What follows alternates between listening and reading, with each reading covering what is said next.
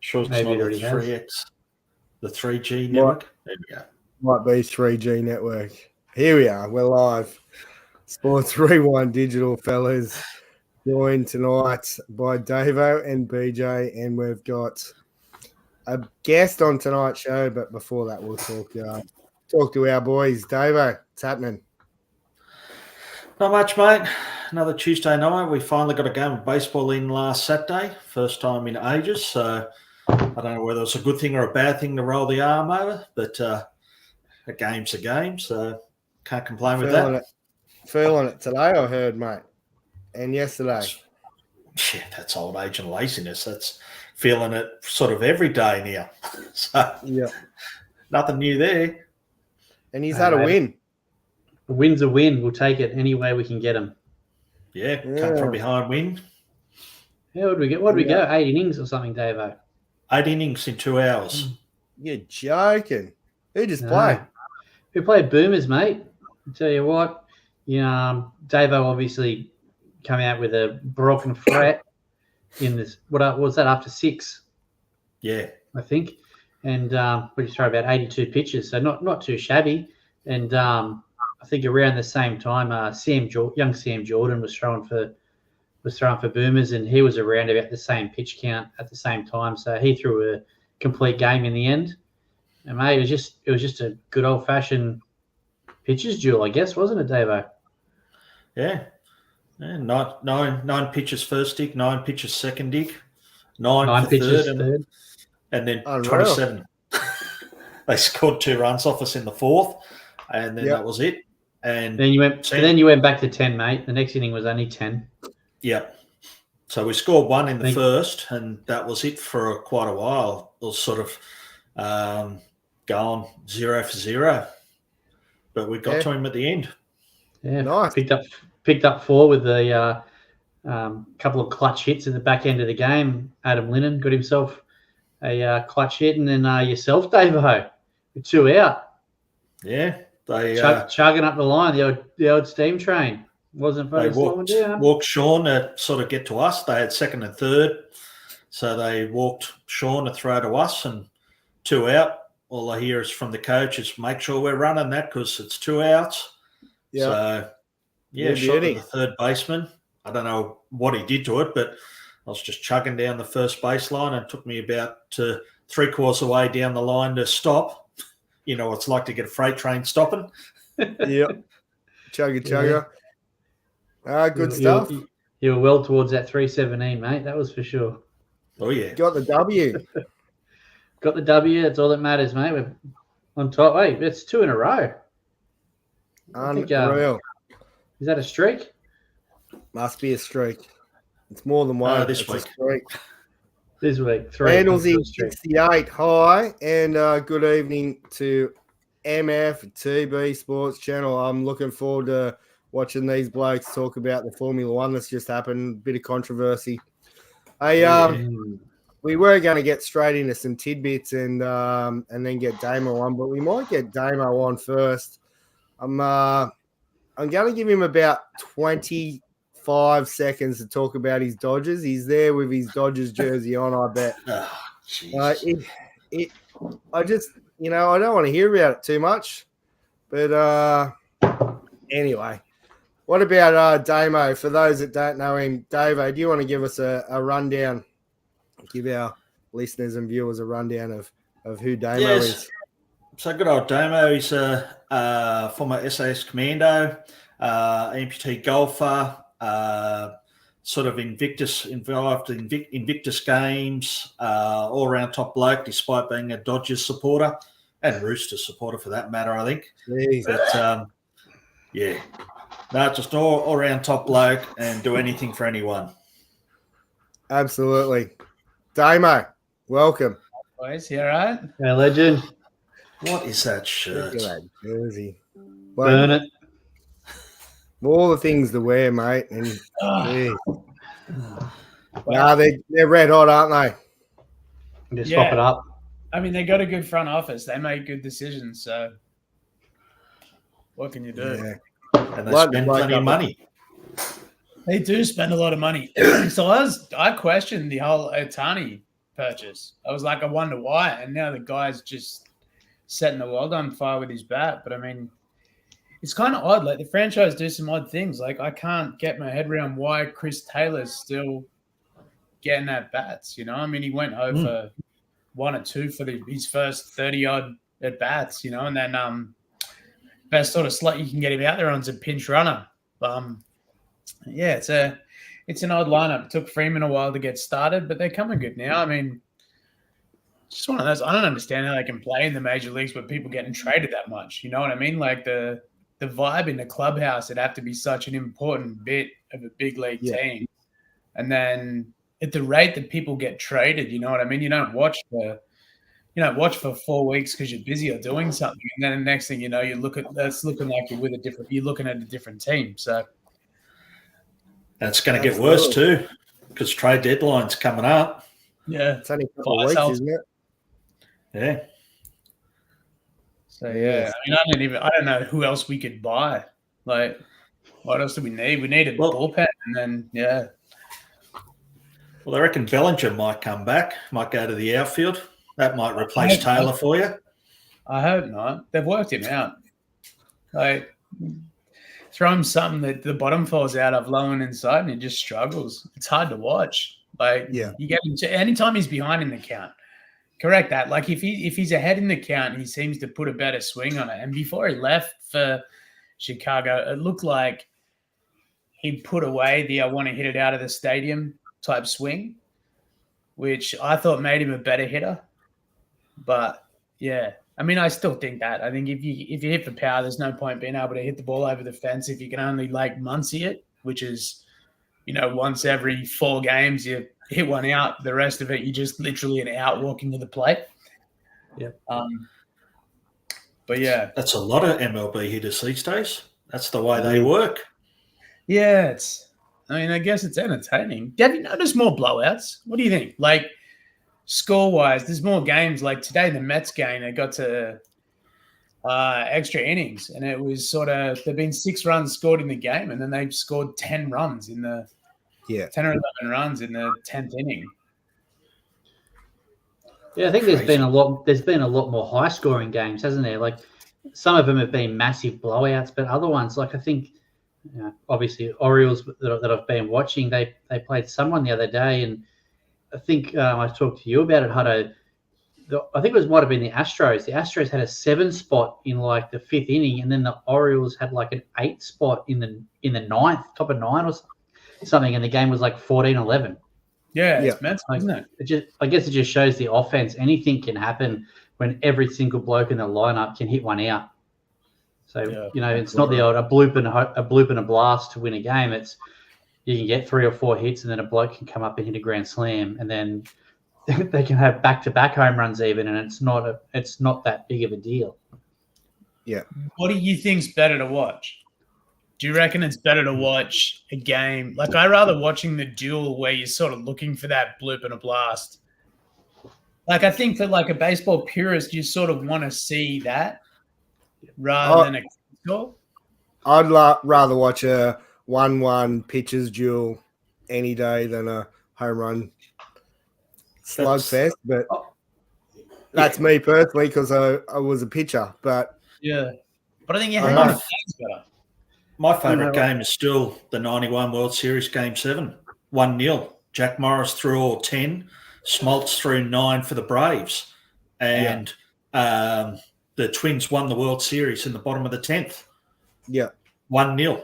So, to me, that's all-time favourite game. One of the baseball pages the other day, if you could turn back time or go back in time, what game would you watch? And there were so many said that game, it would be an absolute jam. Yeah, see, I'm torn on both ways. Like, I want to see a close game. I don't want to see a blowout, but a 2-1 game or a 10-9 game. I'm happy either way. As long as that 10-9 is, you score a run every inning and then someone scores 2 in one inning.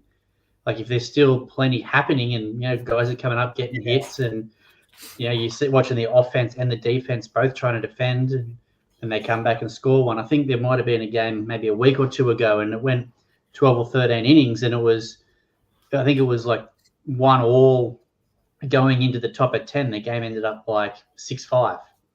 Yeah. And it was Yeah. they were tit for tat all the way through those extra 3 extra innings or something like that. And, you know, there was sort of that edge of your seat sort of stuff like, well, what's going to happen? Who's going to play the, you know, the scenario the best? You know, who's going to bunt that run at a third? Who's going to get that sack fly? Who's, you know, so I don't know. I like both. Yeah. As long as it's close. Yeah. I mean, I don't know. There's just something about like that whole, like when runs don't seem valuable anymore. You know what I mean? Like that's when I think I start to waver. You know what I mean? Like you start looking at it and all of a sudden, like a sacrifice doesn't mean the same thing if you get 2 bombs hit by your next 2 hitters. Yeah, that's right. You know what I mean? Exactly. Like whereas, and they're like the fundamental baseball bits, like your sacrifices, all those different things that someone who's watching it for the first time doesn't understand. Like those bits, I reckon, are the bits that keep me going. The last couple of years has been, I don't know whether hitters are getting better or I don't know. I'm still, to be honest, like talking about the Dodgers shirt, you mentioned the Astros. I am still dirty at Houston for cheating in the World Series. So, but hear this one out, and this is why. I used to have, I'd put money on the 3 teams, and at that stage, I put it on Golden State in the NBA. The Roosters to make the top 4 and the Dodgers to win the World Series. I put a lot on it, like it was a lot. And so the backstory to it being a lot, but it wasn't like I just randomly went, oh, I'm gonna just dump like $2,000 on that. I literally had a few good weekends that had led into it, and I'm like, it's time. Like it's time. The Oracle is every leg of it went home, and it was paying $128. So the Houston Astros don't cheat the World Series, and that's $250,000 payday. And I contacted like the sports bet over it because it was blowing up. I was just like, this is can't.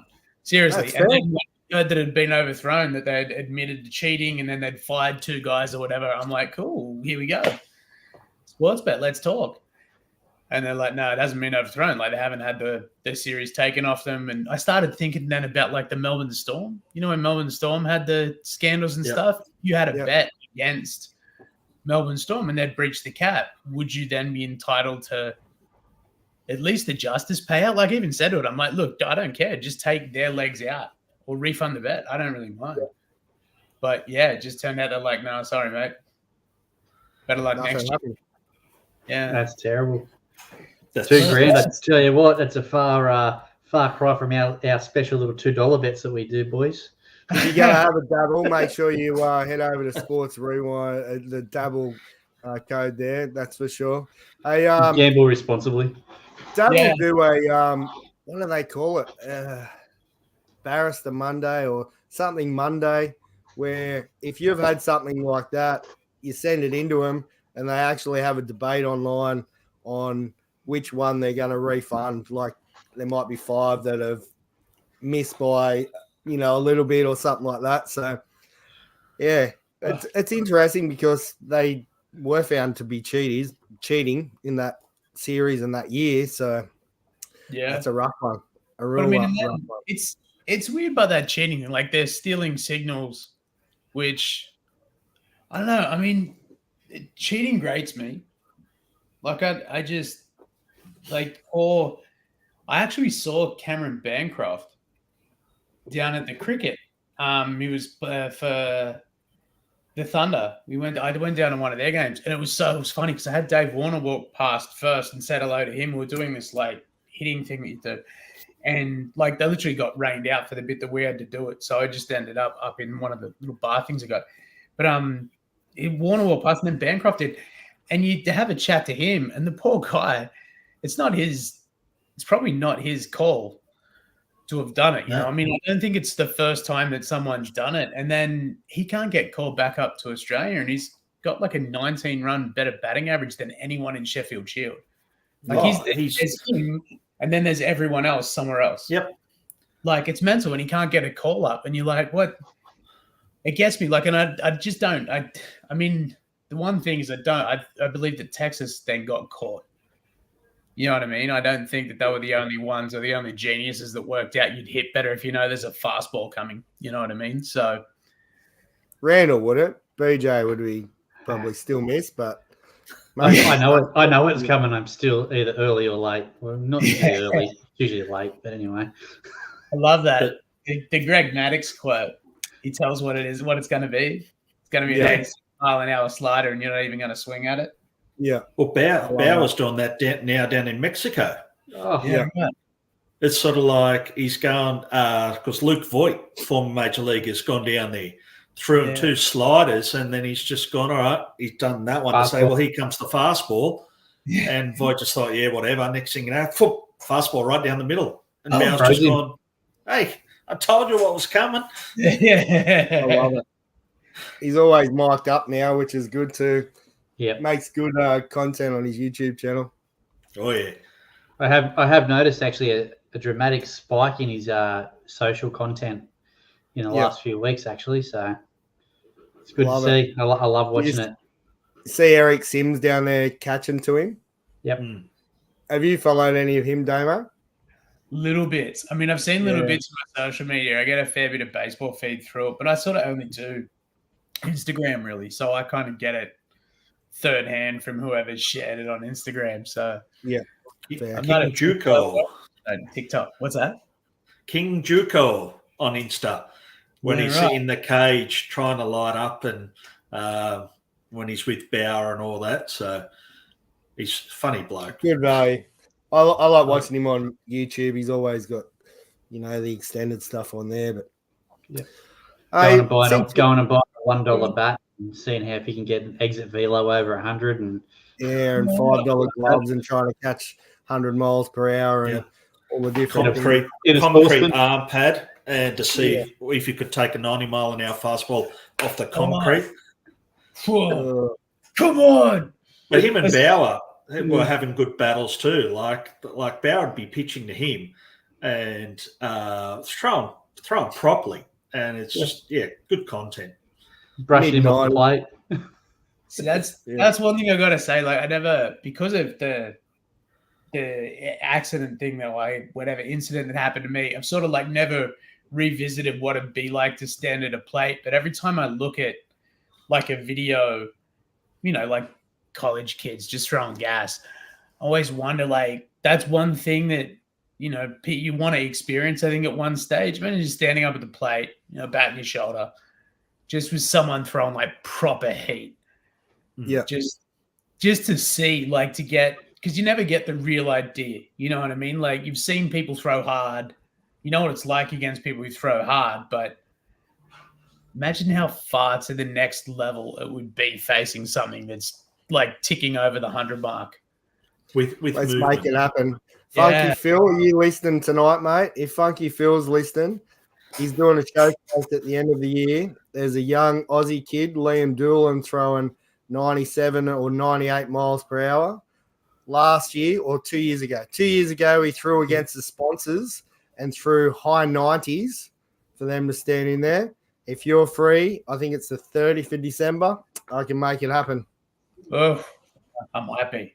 I got it. Just stand there and watch it come down.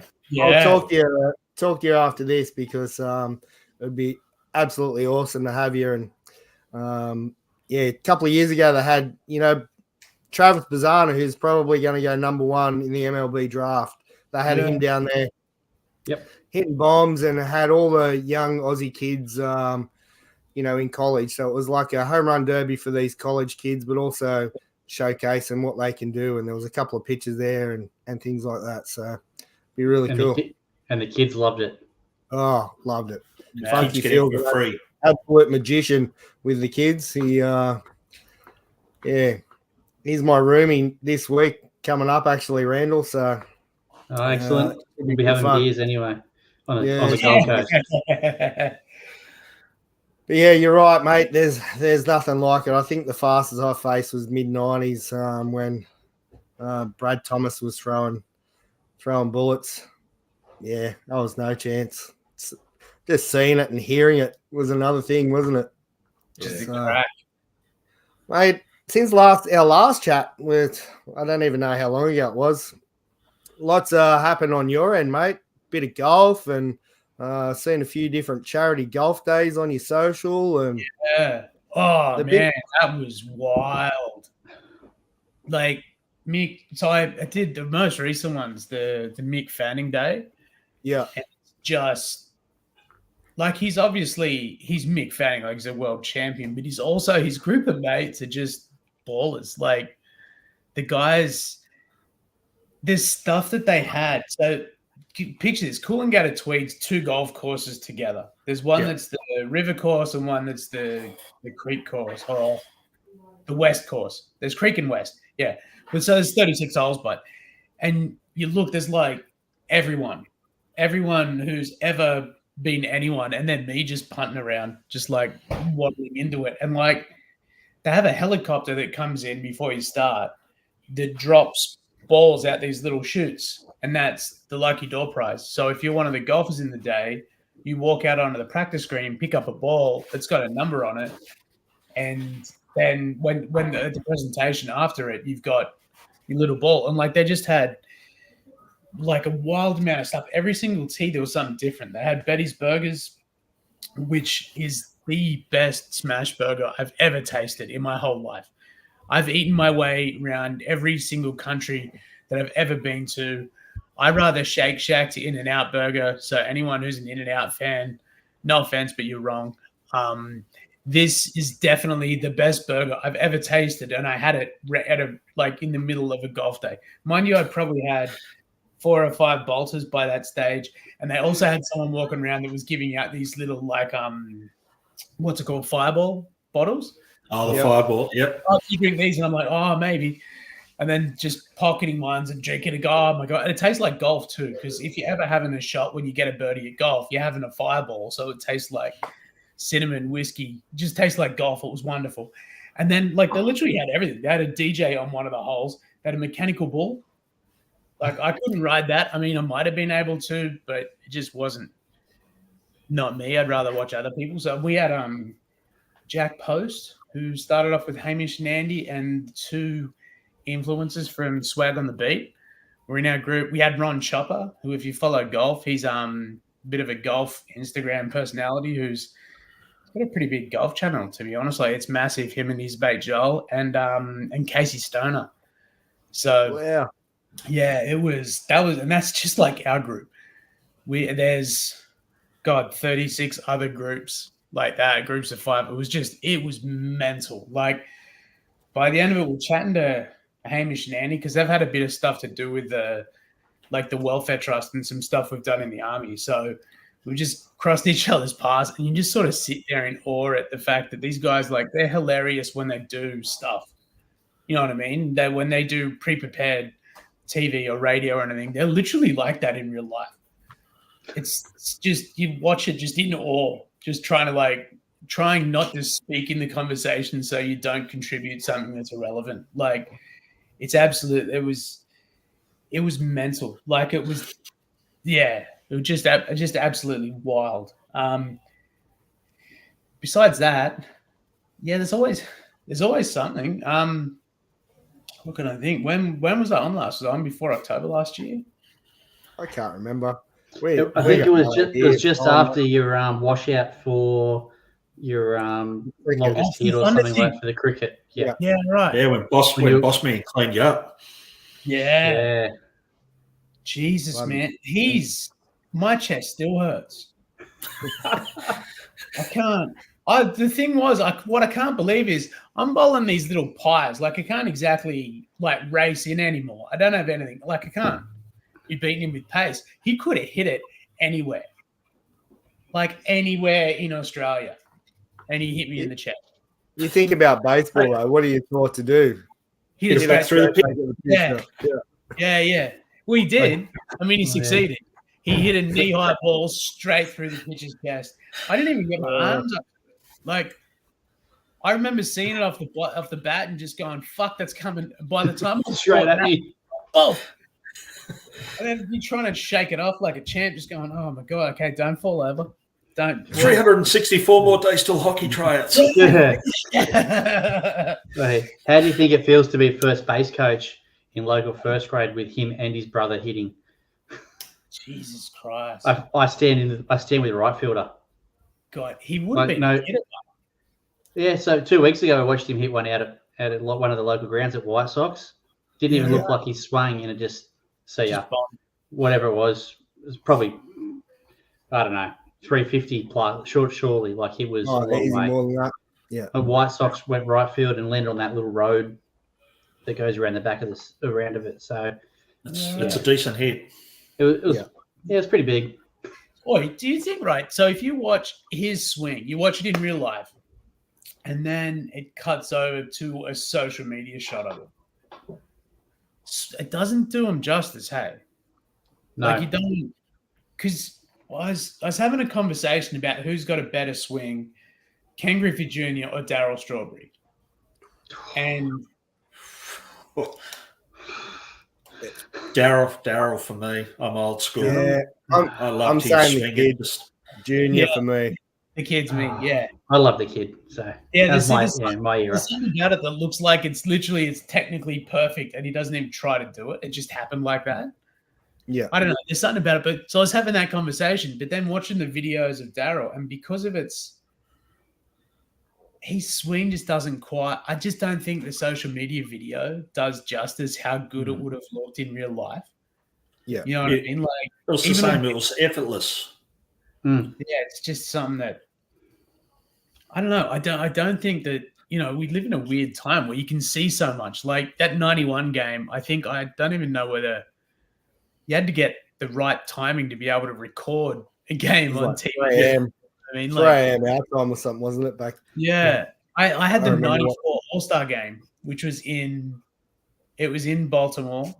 Yep. And Cal Ripken got a standing ovation for about 20 minutes when he was introduced. They had Roberto Alomar hit a home run in the second. Gary Sheffield was swinging his bat everywhere. Like, it was that. But I remember I watched that game on a loop it was the only game I had for like 2 years. That's all we had to do. Yeah. Video. I reckon wore the I had VHS video tape with the Braves and Oakland A's, because that's all they showed out here for however long. In when those years when they dominated, and that's all I had was like Braves videos, Oakland A's videos. Yeah, and it's usually, Fab Four, 88, 89 first, yeah. All the was it 93, 94 with Phillies Blue Jays? That was the other one that I know I had on loop forever. And Joe Carter that run, right? Joe Carter, yeah. Left field and line. You talk about the blowouts. Also, I think it was 14-13 game in that World Series as well. That was just as good as one of the pitchers battles. So it was that sort of game, like you said, Randall, where it was to and fro, and it ended up 14-13 in the World Series. Yeah, it's unheard of. It's like, While we're talking about the All-Star game, what do you think of the hats for this year? They brought back at least their teams on the hats, but just the different colours. What thoughts on this, fellas? Well, I tell you what, I'm glad they've sort of got that orangey salmon colour, because I tell you what, there's going to be a shit ton of Orioles in that American League team. I think there's like five of them are looking at being starters, aren't there? Yeah, I don't know, mate. I haven't looked at that side of it. I was only looking at the other side, Yeah, I don't know. I don't think I'm a massive. I think I like the National League ones better than the American League ones. Yeah, if any. They're probably not my favorite. I mean, what's everyone going to come out with their socks? Their like pants put up to their knees and massive gaiters with stripes all over them, or like what? What are they doing there?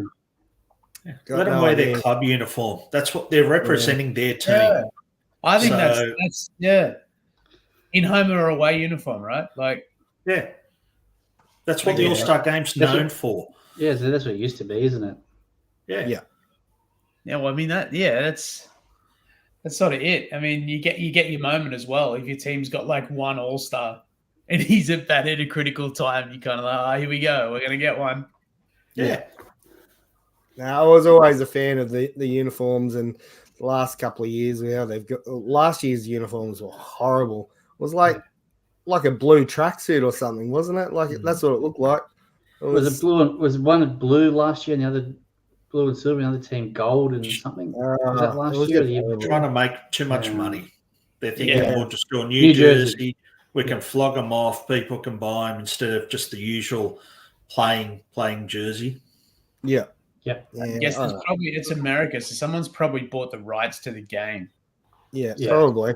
Housing rights, there's all this different stuff. Or maybe they've cut a deal with the stadium. There'll be something like that. I mean, the minute that you get those massive agencies involved in it, it becomes a circus.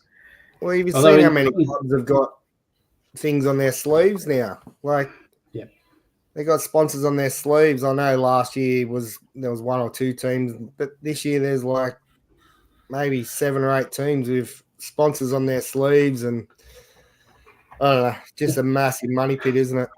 In saying that, you look at Bauer and playing that Mexican league, and you look at their uniforms, and they look like they're like a stock car.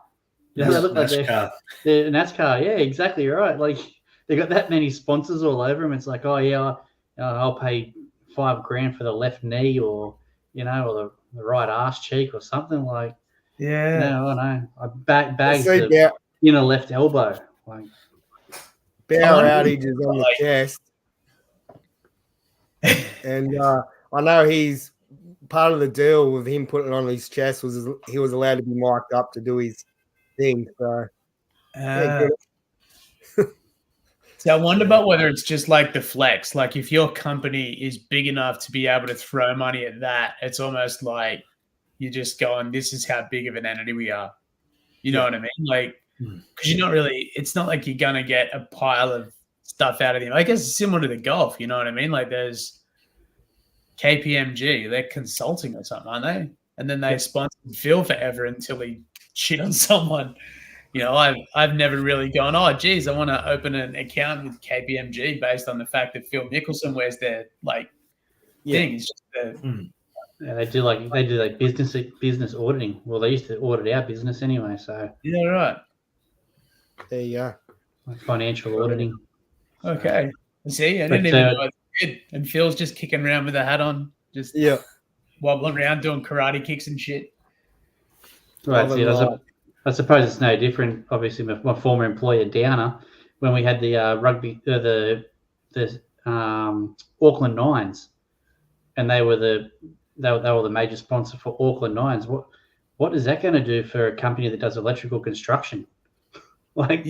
Really? It's wild, isn't it? Like something for their tax, I reckon.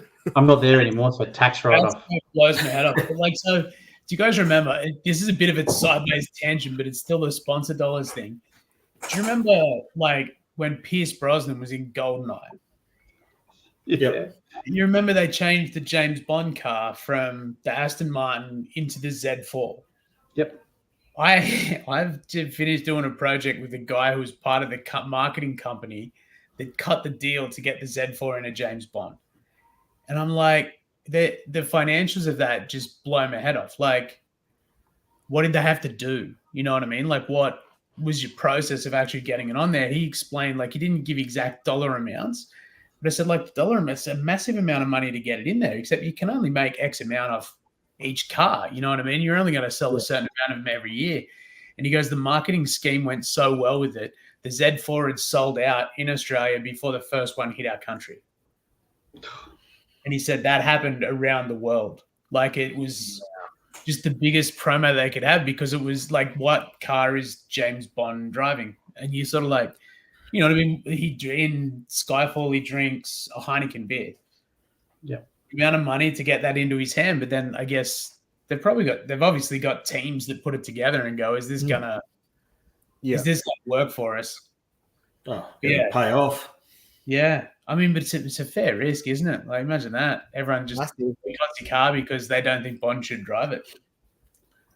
Yeah. I guess the Super Bowl ads as well. They're paying 9 and 10 million for a Super Bowl ad, but everyone knows who Geico is, and whoever else puts a an add-on. It's always funny. It's always witty. It makes you think about that company. But the And you 7 or don't- 10 million or whatever it is. But obviously, got to be high end to be on there. Yeah. I mean, and that's it, but it gets spoken about, but doesn't it? Like they're the ones that sort of stand the test of time, the ones that have made it into that spot. That's one a massive marketing machine, isn't it? The Super Bowl. Yeah. Oh yeah. They do it well. You got to say, America does that well. They A do. little bit better than State of Origin, anyway. Yeah. Like, if I hear that $1 song again, I tell you what. And the entertainment for grand final, NRL grand final. Yeah. I've been to the last two, and they're, oh God. It's, if I'm a working class man again, but then you can't, it's got to be Australian. I mean, that's the thing. Even if we sat there, I reckon if us four sat there with endless cartons of beer and fried chicken, I don't think we could come up with anything better if we had 6 months. Like, how do you brand something Australian? And then, you know what I mean? Like, you hear them do, like, that Anna Sandman thing that went viral of the college bouncing to the intro to that. Like, that's awesome. You want to do that, except Australian crowds aren't like that. No. Yeah. I mean, you kind of got to, there's got Our to be stadiums would probably crumble as well. Yeah. But it's Yeah, you don't. There's nothing like that anywhere in Australia, is there? Like, not even AFL in the MCG could compare to that, or Boxing Day Test. Like, I'm sure a few of you guys also have been to the Boxing Day Test. Even then, I don't think it could still compare. Nah. I mean, just their level into it. Like, they're so big, with stuff that they do, and they kind of encourage each other. Yep. Get in on stuff that they do, which as Australians, I think we've sort of got, I don't know. Like, I love Australia, don't get me wrong. And I kind of like the fact that we're a tad more reserved than it, because you don't have to be as big. You know what I mean? You can be an introvert, or you can just be chilled out. But once it hits showtime, like, you kind of want it to be loud. Like, those NRL grand finals are mental when you've got, like, you got to sell out at a core stadium, and then you hear that roar. It's something different. Imagine that for a whole game, but I think it'd be tiring, but it'd be nice if we had a switch that we could turn it on.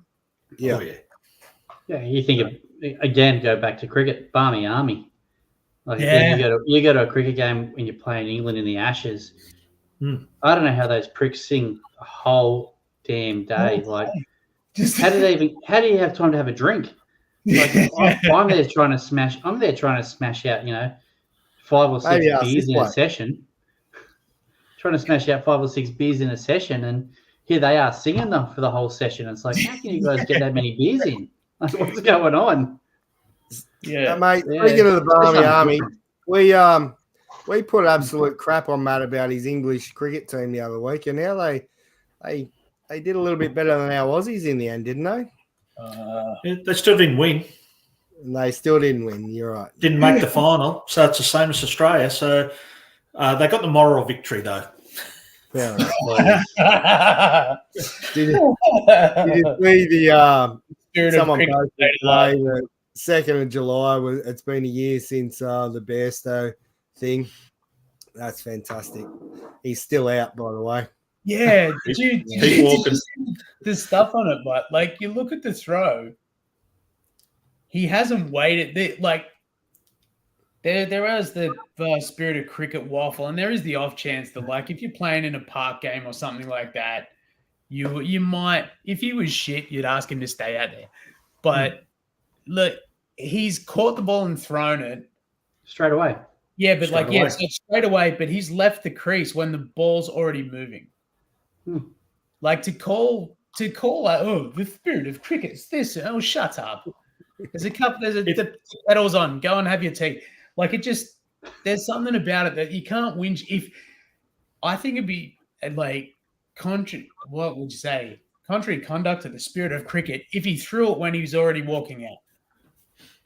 Like if he's walking out and clearly not making a motion to run or something like that at the end of the over, cool, whinge about it.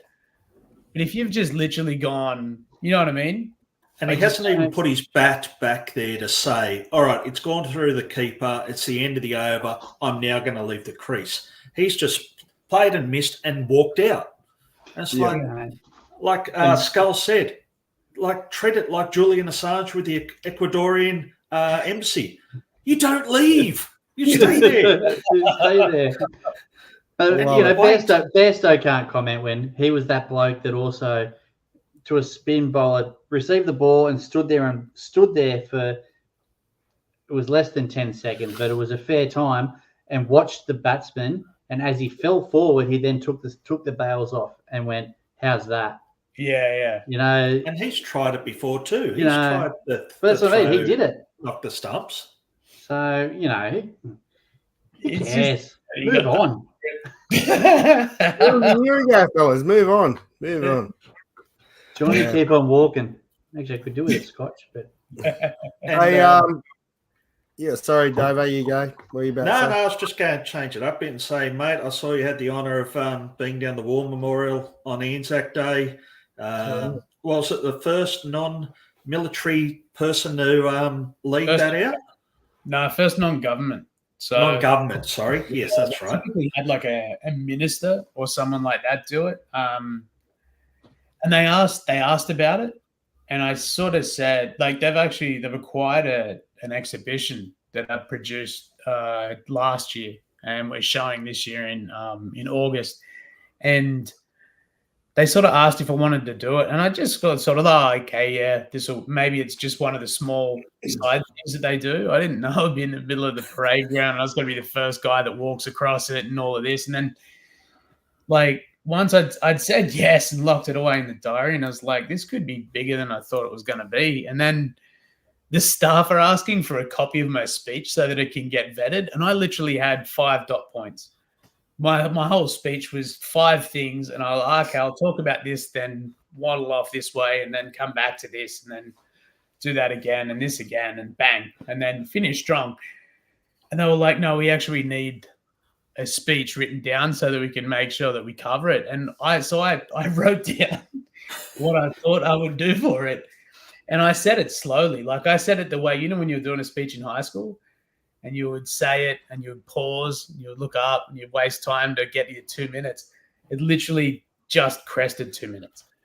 I had 8 minutes that I had to talk for, and I had a 2-minute speech written down. It was the worst. I was having panic attacks trying to find something that was good enough, what could I do? I was stealing stuff from everything that came to my mind or everything I heard in the week before. And it was, I'm not usually nervous. Like when I do corporate talks, I have since 2012. So that's like 12 years now. And I've done so many of them, but they're kind of easy because you can talk to an audience and see what sort of vibes in the room, if that makes sense. Some people respond to the rascal. Some people respond to the straighter line. You can just sort of get a gauge of the crowd. Whereas when you're trying to write something that's supposed to be specific, I find it a lot harder. And I was having when you got like it's pre-grand final jitters, like because you've played a billion games of baseball, you know exactly what you're supposed to do, but you don't know why it feels different when you get there. I kind of had that, and then it was only when I'd sat down after it that I was like, oh, phew. I feel a lot lighter now. Okay, cool. And then realized how anxious I was before it. But the funny thing is, right, so I don't know if you saw it, there was David Hurley, his wife, Kim Beasley, his wife, me, and I took my folks down.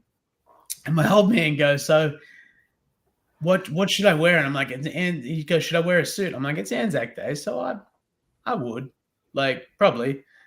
And he goes, oh, okay. So are you sure I have to wear one? I said, you wear whatever you want. You'll get good seats. Like I'm the key speaker at the event. I've asked for you to get good seats. You'll get good seats. And he's like, oh, okay, no worries. I rock up there in the morning and he's got like a business shirt hanging out the top of a jumper with like just random black pants on and black shoes. And I sort of looked at him going, okay, I got suit and medals on. And then we walked through, and when we were leaving, he's like, you never said we'll be sitting in the same row as the Governor General. That I'm the first non-government representative to speak. I mean, of course, we're going to be in the same row as the Governor General, mate. Like, what are you thinking? Just mental. And he was dirty at me for that afternoon. He's still like, snickering away at it. It's Anzac Day. Yeah. It was nerve-wracking but good. I mean, yeah. It's pretty cool to get to. You know, I think now, like, the older I get, it's weird, the more importance I put on those sort of things. Yeah. You know what I mean? I've probably done too many that I didn't care as much about. So I feel good being able to do one and have it really, really, like, matter. You know what I mean? Have the importance sort of sit with it for a while. So did a bit with the AFL as well on that weekend too. From what I've seen, mate. Melbourne Demons, yeah. Yeah, that looked pretty cool. It was mint. So they have they got a really cool thing where they go to the Shrine of Remembrance in Melbourne, and each guy who gets capped, part of their process, I'm pretty sure, of their induction is going down and doing that part of the process. So there's like little media rooms in that shrine. It's a pretty big complex underneath the massive building that they've got. And like, I knew that I had that one, and I've spoken to Geelong, I've spoken to Collingwood, like in the NRL, I've spoken to a heap of teams as well. So it was sort of like, you got to find a way to, you know, you don't necessarily have to like motivate people per se, but sort of just remind them that, you know, when they go out on Anzac Day, that, you know, they probably have a bigger impact on people by playing the game than they would think. You know what I mean? And on Anzac Day, it's like they're wearing our colours for the day that they go out and do it, if that makes sense, you know, not in as many words, and then trying not to, because I always say this wild thing, they're like, oh, but it doesn't compare to like what you guys were doing. And you're like, there's a fair bit of, like, there's a lot of similarities between high-end sport and like that end of being a soldier. You know what I mean? Very similar to, you know, any sort of high performance role. You know, there's a lot of synergies between them. But yeah, I'd put something together that I'm just glad it was probably one of the better 45 minutes that I've done for their team. And except when I started it, I was like, I chatted to Christian and Max before it, and I mentioned one or two things because I had him to win the Norm Smith at the same time through a multi with Melbourne D to win when they won. So I'd made bank off that. I was so stoked. When they gave me the call that I was going down for it, I was like, gas, here it is, the boys who made money. And then, so I said it because I thought I've got to get it off my chest when I'm not saying it to the whole team, but I have to tell someone, and these guys will listen. Here we go. So I just dropped it on him, and that's how he introduced me. So literally introduced me to speak to him and goes, he's got a pretty good relationship with our team so far, as we won him a pile of money when he bet on this, and blah, blah, blah. And that was my whole intro, but I'd worked out that, okay, maybe I'll go out and say one or two things about that. And it's, you know, I mean, it's really cool when you're, I think, in a room of people that you respect so much, and you can say stuff that, like, you know, it doesn't make it's going to sound really crap, but doesn't make anyone roll their eyes. You know what I mean? Like, you kind of, the word motivational, it's not like you're going in to rah-rah their team and they're all going to run through a wall after it. You know, you just kind of lend a little bit of perspective, you know, like this is what teamwork looks like in my experience, you know, and I don't know whether that is the same as what happens in your rooms, but this is how it looks like from our side of the table, you know, and this is what happens when I think people turn up, you know, which is just years of experience doing different things that sort of come out, and you're just hoping that a couple of the notes land. And I got really lucky. I actually stalled, like, got half of the team were up at the McFanning Day. They had a bye that week, so yeah, nice. It was a couple of quiet bolters up there, and but yeah, it's always cool, like, to be a veteran on like Anzac Day and see people doing the right thing around it is kind of cool. You know, it's I think it's a good thing for all the veterans. You know, it puts them in a good sort of headspace. So yeah, I've seen the promotional video they did on it, and it was freaking amazing. Like sitting down and showed my kids. We watched it a few times. It was really moving piece what they did, and I thought it was really cool, mate, and a massive honour. That's for sure. Just pinching myself when I left there, especially that it went well. I mean, I think when I did the Geelong one years ago, I probably went too long. Yeah. You know what I mean? It didn't have the same rhythm. And that one, I really was pretty precise in what I was going to say and how I was going to do it. So I think just glad. You're just happy. You know what I mean? Like just pumped. And then the boys sending us like text messages and stuff after it. You know what I mean? And not the type of text message where you've just like dropped your lunch. You know what I mean? Not the guy, you know, you didn't strike out in the bottom of the ninth with a runner on third. You kind of not that, oh, don't worry, you'll get a next time type thing. No, it was some pretty positive stuff, which is that's really cool. Like I say, it's for some reason after having kids, it matters more now. Yeah. You know what I mean? It's and then I still think that's probably my favorite bit of like Anzac Day is like my little girl she loves that daddy was a soldier. Yeah. So like she'll salute. Like obviously not do this shit when we're in public, and she doesn't. It's not like you say, "Oh, salute," and she stands in the hallway and just chucks a boxer at you. She like she just randomly would do it, and I remember seeing a thing from daycare and whatever, and it's just the cutest thing ever. It's just like daddy was a soldier, and like she calls you a hero or something like that. You try not to cry in front of people. Just go, "Oh my god, this is the best thing ever. This is so cute." They're like, "Is it? You know, why are you crying?" You know, because whatever. But yeah, I think that's my favorite bit of it because she's it just is. It's pretty cool. That's the only real thing that matters. You know, you get older and you can hopefully give something positive down to your kids. So absolutely, I love it, mate. So I think that'll always mean more. I think her saying that once means more than any speech I could do in front of anyone else. You know what I mean? That's it's rad.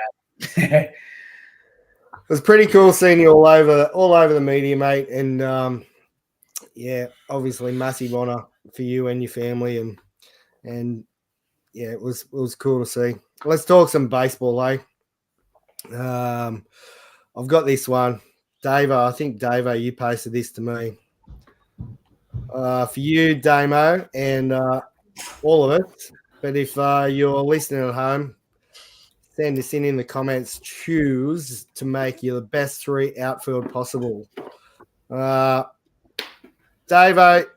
send us your 3. I know you sent it to me first. Who you got? So it had Bonds in left, Mays in centre, Ted Williams in right. The left, Nice. right, left. Power, Gold Gloves, hits, but can't go wrong with any of them. But that's the 3 I'm choosing. Randall? Yeah, it's a tough one, isn't it?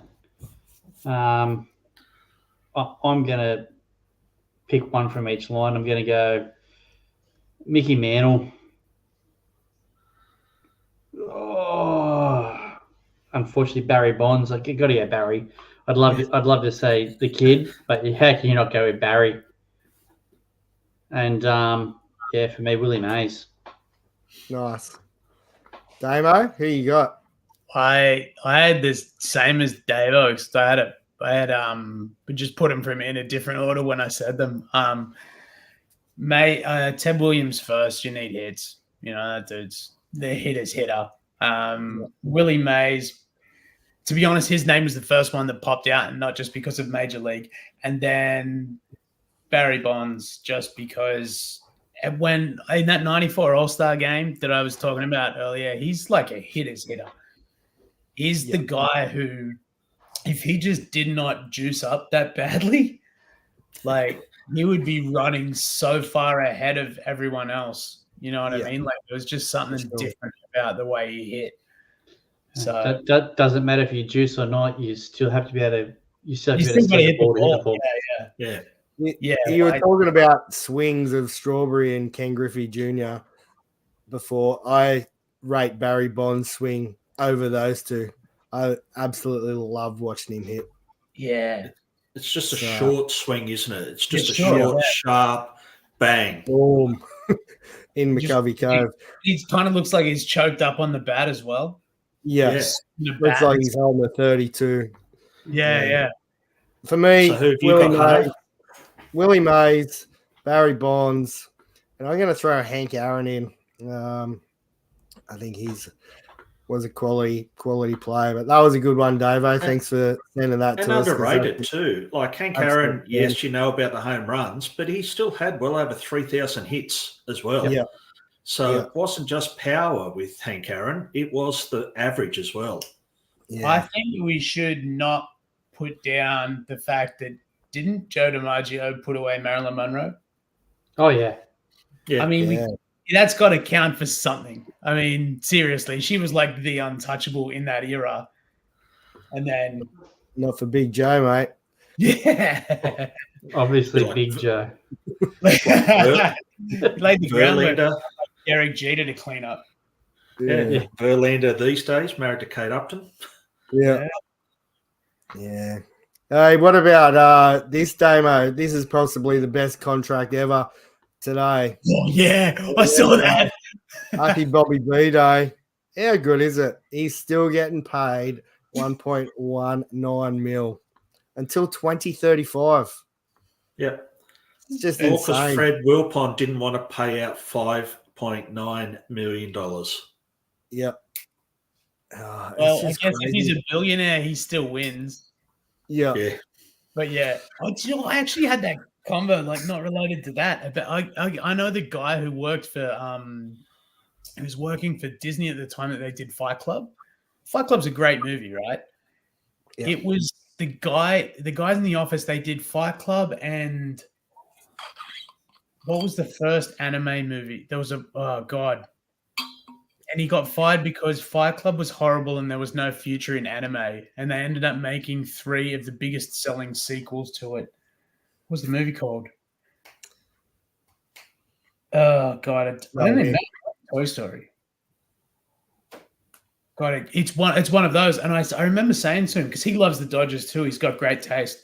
He was one of the producers of Hacksaw Ridge when we did that. And I walked up because he's wearing a Dodgers hat. And I'm like, I want to chat to this guy because, like, see if, is he a Dodgers fan? So I start talking about Clayton Kershaw's arm and how long we think it's going to go for. And this is in 2015, we filmed that. And it turns out he's a diehard Dodgers fan. We have a 30-minute conversation. And then, now we're still friends. So we still talk trades and stuff like that over email when we're chatting. And it was it's just funny his like take on that part of the world when you're sort of like, so I hadn't done this until I'd known him for like 4 or 5 years. I Googled his name and then looked at the stuff that he'd done. He was the head of like Disney for like in the movie section for years, but they wanted him to take over the theme park bit and everything. And he said no. But I remember we were having that comment on. I'm like, so you were right about that decision. Does it feel good to be right about it?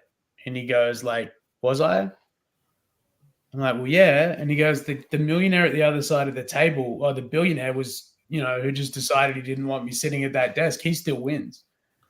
I made 4 sequels or whatever to the movie. And then he still doesn't have to deal with me being in that office. And he still just makes boatloads of money. And I'm like, just popping at it. Like, I'd want to be right so bad. I'd be sending the dude Christmas cards saying you're fucking welcome. I'd be fuming at it. But he's not the only one still being paid well from Bobby B's still not the only one being paid well by Major League Baseball, like Chris Davis. What was it? They had one the other day. Chris Davis still being paid. Ken Griffey Jr. still being paid. Joey Ohtani is the new one. Yeah, What about he's going to be paid for Really? forever. Oh my Deferred God. payments, yeah. Tani earns more than like half of Indonesia. It's mental the amount of money. So how do those contracts work? Like if you're having one of them, what is it? They've got like a $300 million contract over 10 years, and then Yeah, so Yeah. Otani he gets, what is it, 2 mil for the next 2 years, is it?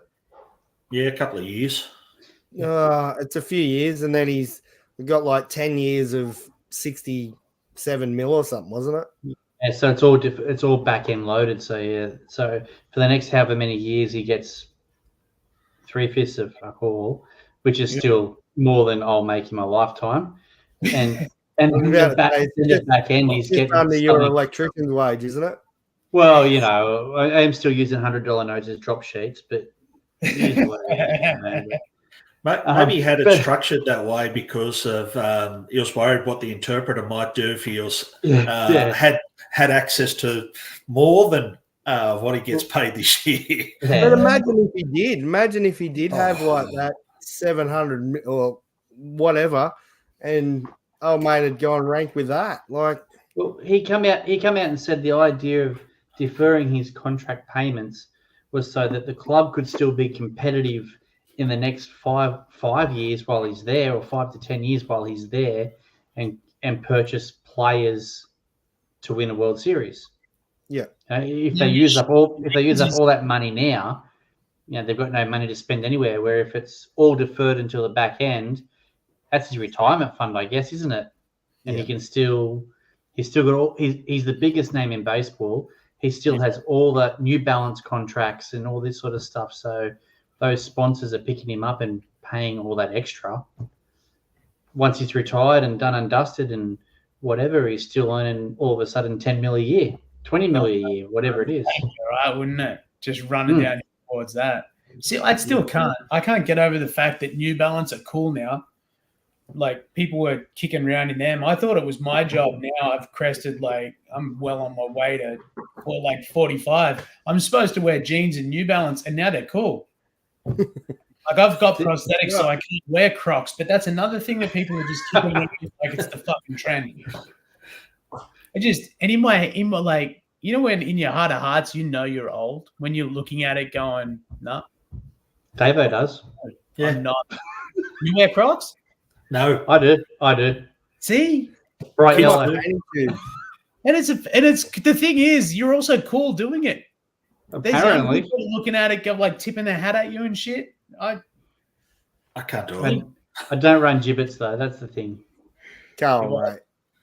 Can't run the gibbets. The little things that plug into the holes in the Crocs. Yeah. Can't do it. The kids do. Both the boys do. They love them. Well, I swear we turned up to cricket on Sunday, and half of Ella's team all were wearing Crocs with gibbets and all that, and that was their warm up. It's like to work out whether the pitch was wet or not. They're doing their full run ups in Crocs. It's like, really? You get an injury or something? Look at them. Yeah. Look at the paint on them babies. Oh, they're custom. Custom design. Most custom pair of patent shoes I've ever worn. We can see our English fans are not a fan of Crocs. You see that? You see Come that, on, mate? mate. It doesn't get hot. It doesn't get hot enough over there to wear Crocs. Yeah. Yeah. Well, they could be Crocs with socks. Crocs They're with really socks, easy to do a shoey out of as well. You can do that. You had to fear. You had to fear for your physical safety. If you kicked around, like in the early 2000s with Crocs and socks on, you literally could go, well, I've had enough living. Like, Yeah, that's it. that was it. That was your time. Imagine walking into a pub where they're like sticking to the floor on the way in, like just pushing someone's beer off the bench. How long do you think you'd live for? Yeah. Is that a Club Troppo? Yeah. The Crocs would stay at the door as you walked in, wouldn't they? They'd stick to the floor on the way in. What was the other one down there? Key Largo. Was it Key Largo? Key Largo on a Thursday night. Yeah. Oh, Free Largo was the Wednesday night. Yep. I can't remember. About What that night. now. You can't even have things open. Like this new generation. It's strange. Yeah. And I was getting like now I wouldn't be able to do it. At 9 o'clock, I'm sort of like it's looking like a good time to go to sleep. Whereas like and then you kind of go, you call my brother-in-law. He's 26. He's an Ironman up in the Gold Coast, and he came down and we were talking to him, and he's like, people don't really go out past 11. We're like, you haven't even had your first shot at 11 o'clock. Like, what are you doing? Yeah. Your level of commitment, I need you to be stronger than that. Like, get out there. What are you going to do that you regret? Like all those times after 1 o'clock where nothing good's going to happen, but you stay out. That's right. Like, Key Largo a Thursday night till 3 a.m. Get home at whatever time. I'd be on a 6 o'clock train down to work on the Friday. Yeah, clean your teeth, straight into it. Yep. I'm good. Still got all the stamps over your bloody arm and all that. That's the only way you remember where you went to, by the stamps. Yeah. I'd even gone to work on the Friday. Like we did a pub crawl. I was working at North Sydney, and we did a pub crawl with a few people from work. And the last pub we left at like 6 o'clock in the morning. We then walked to work. We went to work that following day. What you did? Yeah. What are you doing? I'm just gearing up to knock off at 12 so that we can go to the North Sydney Hotel. What's it called? The Greenwood. Greenwood Hotel. Yeah, good. And it is. It's awesome. I'd heard rumors about it, and then when you see it, it's literally just this little drinking oasis in the middle of building. Yes. Yep. It's in the middle of nowhere, and it's the old sandstone. Was it a church? Church or school? Yeah. Something cool, but like you walk in there and you're literally like, I'm either in an interview with a vampire or somewhere else that's got history. This is awesome. Like, I remember being there in the 90s. That's how long ago it's been around. Wow, Sounds on Sunday. That was always the thing. People would talk about it, and I was like, it sounds like a long way to go for a Sunday session. Like down in North Sydney. Now I wouldn't think that, but yeah. Can't exactly remember if you're backing up to go straight to work. Straight from Sunday session into Monday morning work. Yeah. It could work. Can't happen anymore, can it? Remember a couple of minutes. What was it? Was it Long Jetty or the entrance? It was called the Zoo. Long Jetty Hotel. I remember watching some quality bands there. Oh yeah, that was always. The live music. Yep, they used to have the traffic lights there. That the bands like green light, you're going all right. Orange, yeah, you're getting a bit loud. Once it hit red, the power cut out. And I remember seeing so many good Aussie bands: Rose Tattoo, Spy vs Spy. I think I saw In Excess there. Aussie Oils there. Oils there, and Ganga Jang. Oh yes, wow. Yeah, the radio. Best live show of an Aussie group. Midnight Oil for me. Yeah. When they had the chocolate wheel. Oils up in Hunter Valley, Hudson. Oh, that was good at the Valley, but until Heidi spewed all the way home. But anyway, what was she? That's quite concert. She was the I don't know what she was. She was the team leader of Newcastle Permanent Security and Risk or something like that, or financial risk. Or here we are signing up for a wine club, and Heidi's run down on the street. Yeah, can you just give us like your bank account details for this wine club? It was like Peterson's House or something like that. Wine club in the Hunter Valley. Yeah. We've only had it's about an 8th vineyard tour or vineyard stop for the day on our way to the oils. Fantastic. And she's like, "What are you going to do with my information? I'm the team leader for risk and data management or some shit at the Newcastle Perm, whatever it was her job was then." Yeah. You know what the best part about that is, though, Randall, is we never got charged. We end up getting our wine delivered for the next year or something, and you just didn't even get your delivery. They would have just went out and back around. That's brutal. I think we cut you off, Davo. What was your best? The Earthquake concert up in Newcastle. You had Spy vs Spy, Midnight Oil, Angels, Screaming Jets, and and a few others. Split Ends or Crowded House. Started at 12, finished at like 9 o'clock. And Dragon was still there. So that or Hunters and Collectors with their full brass section. Central Coast Leagues. They were good.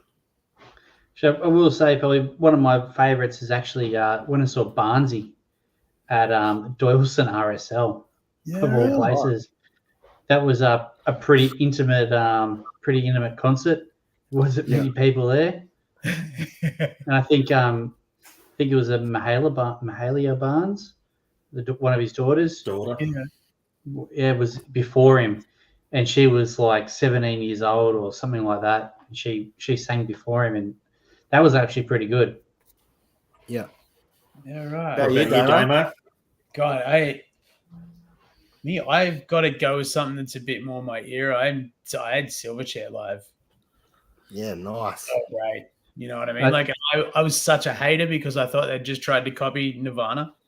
They were just trying to do the same, and then live they just blew my head clean off. Big concert. You know they played baseball? What's that? You know they played baseball? No, I didn't. Yeah, when they were like 15, 16. Oh, I wouldn't have hated him as much. Yeah. Oh, that would have been. I heard that Diesel was great live. Like he was he was like apparently just an epic live show. But I did like a job in Auckland. I flew across and they've got the casino that's there. And I did like 2 consecutive speaking gigs, and then they go, we're having an after party thing where they booked out a thing on the marina, like there's water down in Auckland City. It's kind of hilly. We cruised down, and the second job didn't really go as well as I wanted it to. I was just a little grumpy. I was grumpy with something, and I chatted to the guy who organized it, and we were literally having one of those conversations that was, he was talking down to me, I was talking down to him. No one was having a good time. I've sort of said, well, thank God I don't have to put up with you for much longer because I'm out of here tomorrow, whatever. Like, we're kind of doing that. And then we get down, we haven't spoken to each other. And I've sort of had this moment where I feel like I've been a bit harsh on him.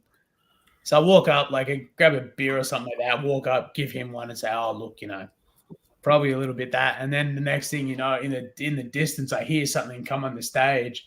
They've flown Barnsey out to play the show for their staff. It's like, here's me, the event organizer, which is the guy who's obviously organized Jimmy Barnes and his band to play, who I've had a little blow up with. I'm like, hey, man, and this and that. I probably had dropped in and it's so unprofessional, piece of shit. Like, I've kept blowing up. Like, just having my little meltdown moment. And then next thing you know, I look and he's got Jimmy Barnes. And I remember like looking to him and he just gave me this like knowing look that he just owned me.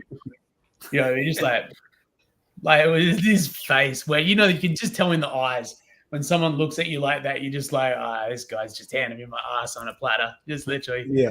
There you go, champ. All right. Now fuck off. You know what I mean?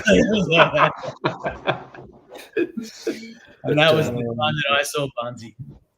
Diesel is good. Like, we saw him at the entrance leagues and he had like 6 guitars lined up. So depending on what song he sang, just pick up that guitar and he could work it. And that's so good live. Yeah. I got a mate who was up from Maryborough in Queensland, and we'd always talk about like bands, and I'd predominantly seen like American groups. You know what I mean? I'd say, all the ones that I've fans of, I'd seen Metallica, I'd seen a pile of them, and every single time we'd have the conversation, he would always go back to Diesel. I was like, when I asked that question, I was kind of checking. I was like, I wonder whether one of these guys is going to pop Diesel into it if I ask it. But, yeah. Has anyone been to Lazotte's up here in Newcastle? Yeah, at Lazotte's. He's always there. His brother owns it. Diesel's brother. Oh, right. Well, he did. I don't know if he still does. Little intimate place where you go there and have a feed or whatever, and a band will, and generally it's Diesel or someone like that will play on the Saturday night or whatever, and you sit there and have your 3-course dinner or whatever. And I think it's old, Randall. Yeah, there used to be one at Avoca as well as Newcastle. Like Avoca was where it started. Yeah, it was on the gallery used to be or whatever, isn't it? On the way to Canberra. Yeah. Yep. So it was initially there to start with. Then, Diesel's brother opened another one up in Newcastle. Yeah. So the one at Avoca closed, but then he kept the one in Newcastle open. I don't know if it still is, but yeah, you could book your table and meal. Saw Ian Moss out at Avoca, and just intimate shows. That'd be cool. It's awesome. I don't know whether it's sold. I know it was in the media up here that they were trying to get someone to reopen it again, but yeah, I actually walked past there today, but I didn't pay any attention to it. So no good. Straight past blinders. Young bloke had his food therapy, so it was like, right, come on, let's go. But, we'll get it done. Yeah, Silverchair are a good band to see live. I know up here in Newey, every New Year's Eve they used to have the Queen's Wharf Brewery. They used to block off the car park, and every year was somebody like Silverchair would play, Living End, Spider Bay. I think Machine Gun Fellatio were one year. Like there were all these Regurgitator, all those sort of bands would come on New Year's Eve, and it's just like a 30 car strong car park, and it was just fenced off, and it was just like, how good is this? It's such a good brewery down there, isn't it? Like, just on the water. I've done a New Year's there. It was really. Well, that's what was it one of those, or they fenced it all off, or? I've been known to get loose on New Year's, and I believe that was one of those years. So anything that happened after the sun went down may have happened or may not have happened. It depends. I probably saw you there. Yeah. The photo of us hugging there. I would have been there laying on the side, like, on those little blocks, just trying not to fall off into the actual. Probably would have been halfway up the big penis, Randall. You would have been. I would have been the tippy top of that big boy. Looking at who's sliding up and down the slippery pile. Yeah. I could have done just Maggio better. Mondo had nothing on me. I got these moves. Look at my moves. Classic. Another one. Baseball wise, did you Blake see this today? Yes. Every pitcher in the history to strike out 70 batters in the first 9 games of their MLB career, while not allowing more than a dozen runs. There's only one, Paul Skeens. We didn't know of his longevity at the start of this season, mate, the way he throws the ball. We talked about, how long he's gone into games and things like that. And he's been going well, that's for sure. It's something else. Like with that shot, I've never seen him throw. His release point looks like it would be. Yeah. It's coming at you. That's a right-handed batter. Yeah, he's real sort of out here rather than over the top. He's more like Randy Johnson out, or let me find him for you, mate. 1 second, I'll pull him up. Yeah, it's sweet. Give us a look at this. And he gets just wicked movement with it because the arm is more around here than over the top. It's 101 with movement. And that's wild. So all he's going to do is change his hand position a tiny bit, doesn't he? Like, and his two-seamer just do crazy things. Yeah. I'm still searching. Right. Well, let's fill the blanks in. I still feel like he's going to get some Davo elbow. Here we go. The elbow's got to blow out. Well, I mean, you wonder, but like, if they can do stuff like that with their muscle steroids, I'm sure they can do other stuff. Surely. Like, here we go. Yeah, right, okay. It's like a slinger, isn't he? Very whippy. Throws across his body and stops. It's like... See, that's the pitch butt. That's the one that's going to hit your knee and then hits the middle of the plate. Yeah. Look at the run he's on that. 84 slider.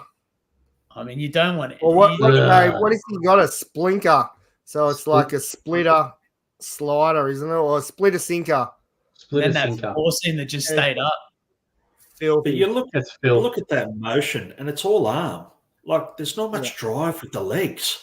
because he's falling over and falling off. Right. It's just all upper body. There's no real drive with the legs.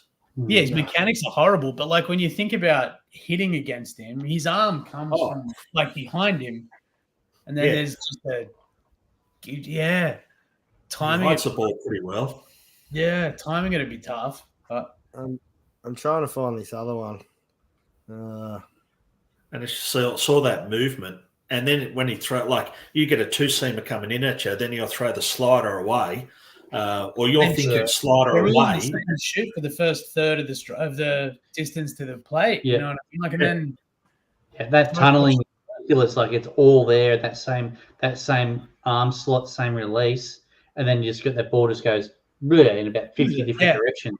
Just like, random knuckleball type spin as a hit. Like, imagine how sore your hands are. Like if you're thinking slider, and it's a two-seamer coming at you, it's like you cop it up the barrel a bit. It's like, that's going to hurt. And we're seeing that a lot lately too with hitters that I know a lot of people try. Orioles are hitting batters on their hands, but it's the same thing. Everybody just dives out over the plate. Nobody's worried about getting that ball coming in on their hands or in on their body and getting hurt. Yeah. When you've got that four-seamer or the two-seamer or your slider or that splinter or whatever he calls it, they go in all different directions. You can't sell out. You can't. Yeah, I mean that's the thing. Or you're going to look like a fool out there, aren't you? 100%. Ball's going to hit the glove and you're still got a bat in your shoulder. I don't know. Like he's got mechanics, but if I had the option, like I'd rather have that with the movement it's got than Yamamoto. I'll have him for 2 years, but Yamamoto for 10. You know what I mean? There's something about I still don't understand like those mechanics that he has, where he sort of just stands upright and drive. I guess it's like the last part of Kershaw's pitching action, isn't it? You know, it's the drive with that back leg. Yeah. The problem for the Pirates is they need the Yamamoto. They need someone for 10 years, not 2 years. That's right. If they want to do anything, they need somebody they can build an organization around. You know, O'Neill Cruz is there, but you know they need people they can Keeber and Hayes or those sort of guys. But who else is there? Brian Reynolds too, isn't he? He is. Did you Blake see his Skeens' warm-up routine? Some of the stuff he's doing reminds me a bit of Trevor Bauer with his, that shoulder blade thing. What's it? Power blade or whatever it was. Remember that? Oh, those things that wobble. Yeah. Those things are awesome. They are awesome. We used to have one of them at the gym, Randall. Do you remember that? No. How long ago was that, mate? Come on. I just lifted. So he's that thing's full of water. Yeah, right. So he's getting all his trunk rotation and all his core workout with that before he starts throwing, and he even does it left-handed. That's what I was going to say the same thing. I like that he's going both like unidirectional. He's not just doing one way only. Yeah. Massive. But interesting. He's got plenty of different things that he's doing, and hey, the kid throws over 100 mile an hour and absolutely dealing in the show. So good luck to him. And so far, he's proved everybody wrong. That everybody's said the same thing, that he's going to break down real quick. Yeah, he hasn't, and he's still getting better. Yeah, it's scary. He is. I mean, it's like there's heaps of people who go against that grain, Like, how many people have got those unique styles that you sort of look at, you'd never teach a youngster to do it, but Hideo Nomo. He was one of the first. How was his motion when he came out to America? The whole sort of length. Hideo Nomo. Nomo come back, he'd stop, he'd twist, and then throw. It's like, not teaching kids that. Wild, and then I remember thinking of it like mechanics being such a big thing, but part of it's got to be, I guess, if he's been throwing like it for 15 years or 20 years or whatever, it's probably different to someone who, if someone has a different pitching motion, to try and get them to throw like it. That would probably do damage. But I mean, if he's just been strengthening that same motion for the whole time, like, don't change it. Yeah. I mean, obviously, like, and you got your stayers. Like, you look at like Nolan Ryan threw 1,000 squillion miles an hour forever. You know what I mean? And like, it wasn't always the neatest look. But I guess still throwing a football. Yeah. There was something. Was it last year? We did a football thing with one of the Texan teams? I can't remember. Oh, we warmed up with the gridiron ball before every start. Yeah. They reckon it's to keep his arm short. So instead of being really long, it's to keep his arm short. And just, right. Which is interesting because you're always taught to throw long. Yeah. The pose. But I reckon Paul Keynes throws with a gridiron ball as well in warm-up because trying to keep his arm short and keep it all in here rather than being right out long. So over my pay grade because I'm teaching kids to go long as much as they can. I don't know if that's all changed, Randall, but that's what I'm... There's a lot of teaching kids to get from that position just to try to get them to there only, not getting that real long, but just to try to get to there and at least getting that shoulder to be the first movement. Like I know my young bloke, my eldest, he's real long, gets a good, what we taught, put the ball on top of the shelf. I think you guys would have all been taught the same as me. And then everything starts to go. He gets to the top of the shelf, he's beautiful, and the first movement, the ball goes to here. And then the first thing that starts to throw is his elbow. And then so it looks really awkward. He gets into a good position, and then it's just this weird flick.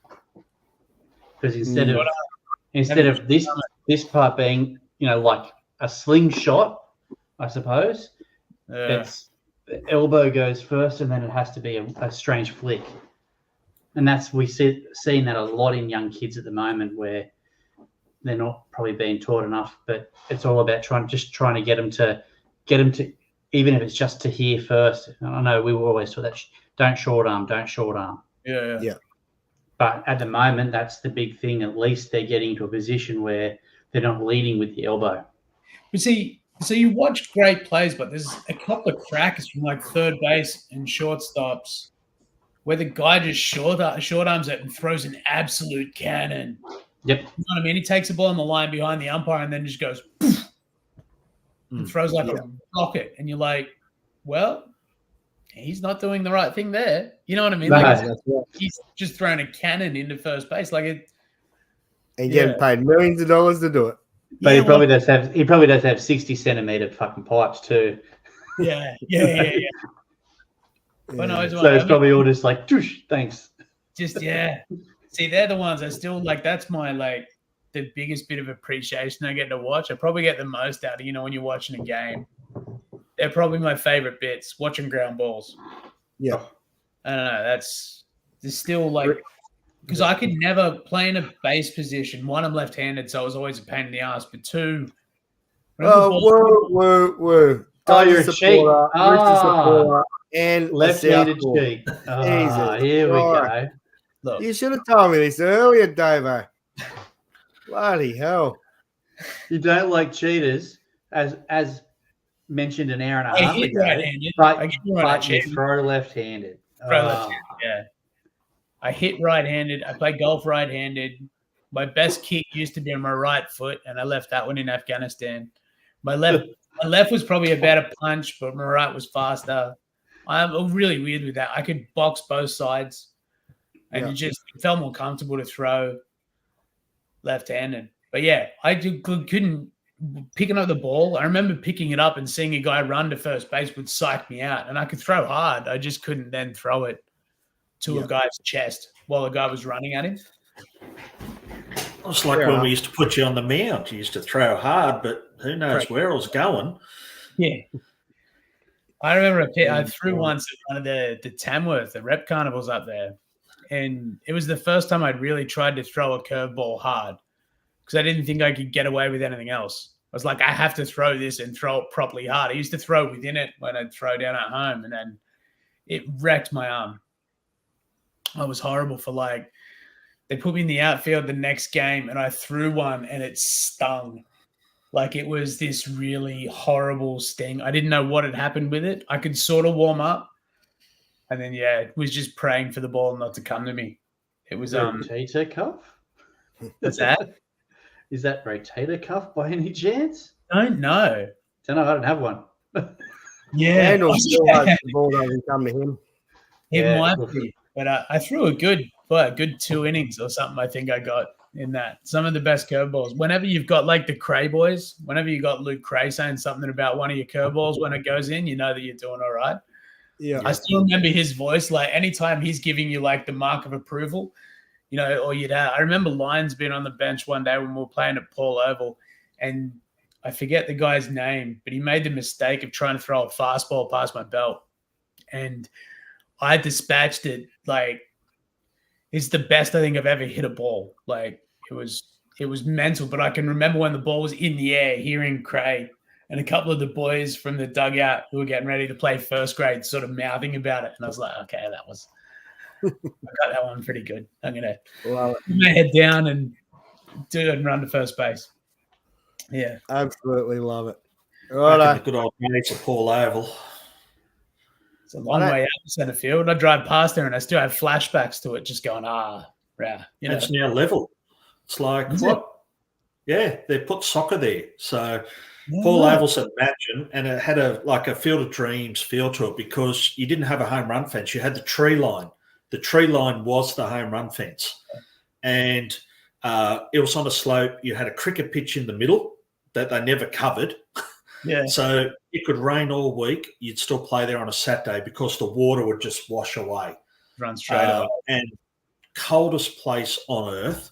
During winter, they'd have a 44-gallon drum there beside the canteen just to try and keep warm. But just a great old park. But now council put money in it for soccer, and it's dead level. It's ruined the aesthetic. It's like taking away the green monster out of Boston. You can't have that. And that was what it was like. It was like trees that were short in right field. So if you were a left-hander, especially with those bats, we came through and we had those ones where the cheap bats. Z-Core. The Z-Core and the C-Core. All of a sudden, everyone could hit home runs. Yeah. It was not Randall. Randall couldn't hit one, but everyone else could. I remember missing a butt with that, like feeling like you hadn't got it. You know what I mean? Where you kind of like, I know I got that well, but I shouldn't have got it that well, and it just keeps going. Yeah. We talked about this one not long ago. One of the blokes we grew up with absolutely tanked one and hit old mate in the head, and that's when we went to wooden bats up here. Just like insane the noise coming from him. But I remember throwing against Brendan Kingman down in Sydney, and it's sort of like he was using one of those bats, and it's like, just don't kill me. Just please don't kill me. They would fly. Wasn't it that was why, like, could college or high school use? Because I think we got the trickle down from the US, didn't we? Like when the bat revolution happened, it then college. So I remember playing like when we'd switched to wood. I think I was just coming into the first grade scene of things. It was and I think it was only first grade that used wood at that stage. Yeah. And you could you got away with it in the others, and then all of a sudden you had to try and find one. I bought one, and then 3 pitches later I got one of those, like got one on the end of the bat, and it's like cool. I don't have that much money at the moment, and I've just dropped $200 on a bat. The fucking idea was that they have bats who fucking everyone thinking it's the major league. I was dirty about that. That cost me a whole night on the piss. It'd be like 2 drinks. Yeah. Speaking of nights on the piss, Randall, down under Winter Classic on this weekend. Your blokes, your 2 young fellas in the Rockhounds and the Sea Dogs, a couple of jerseys there. They look pretty good. Yeah, mate, they're pretty excited. Noah playing the Ted U Sea Dogs this year, and James is in the 14U Rockhounds. Yep. Yeah, they're pretty excited. Nice. So it's going to be a good it's a week. big tournament up on the Gold Coast for all junior baseball. Damo. It's like teams from everywhere. Like, how many kids did they have last year? It's 50-something teams. So Yeah. that's New Zealand, worked that out at Western 14 Australia. kids or whatever, or 12 to 14 kids. So it's last year it was over 50 teams. I'm not sure how many this year, but that should be good fun. There'll be a live stream each day. I think I'm doing it on the Down Under Winter Classic page. Not sure yet. Still haven't got those details. It's only Saturday, so we'll figure them out as we get closer, I guess. But You get your best ideas when you're under the pump. Just yeah, that way. that's it. It's a good idea, mate. It's a 6 or 7 day tournament. Kids love it, mate. Like, That's pretty cool. Games. I wish it was around when I was a kid. That's all I know. Yeah. What Tamworth games? Tamworth games and the country championships were the two that we could do. Like, but you had to be in a rep team to do that as well. Like, so Yeah. Yep. This is just isn't pay to about play. including, Anyone. so anyone can play. Nominate your kid to go up, and it's just a week up in the Goldie. So pretty good. That's cool. I reckon that those things are like good experiences for kids when they're in that stage of development. You know what I mean? Like, but Nathan Warbank used to do it better than anyone when we were away. He would network. You know, you'd randomly like walk up and then what's happening? Okay, we're playing this team, and there's Warbank talking to someone at home plate. You know, there was always a networking thing that went on. And I remember watching it, not really knowing what it was about. And this is, I think I was only like 21 or 22. I probably should have paid more attention to it, but like that's literally like the key to doing well as an adult is networking. You know, you're only as strong as the contacts you got in your phone. Yeah. And you know what I mean? I think the tournaments like that where kids are getting, you know, like-minded kids are all getting together and doing stuff. It's a good space for them to be in to learn those, like, I know it's kind of like a subtle life skill while they're having fun while they're doing it. You know what I mean? Yeah. I rate it. For sure. Right. Yeah, I think plus it's on the Gold Coast, so it's great. He's done a really good job with because that, we turn though, like the opening ceremonies at SeaWorld, so they've got like 2 hours of unlimited rides at SeaWorld and in the night time too. So it's cut off from the normal circulation. It's just the people involved with the carnival. That's cool. It's unreal, mate. Kids do that, and adults get to have a beer and a feed and chill out. So yeah, right. That's perfect. Before you go, Damo, we're going to do our dabbles of the week, so you can judge us on this because I know now you like to have a punt. So if you are listening, shocking bets.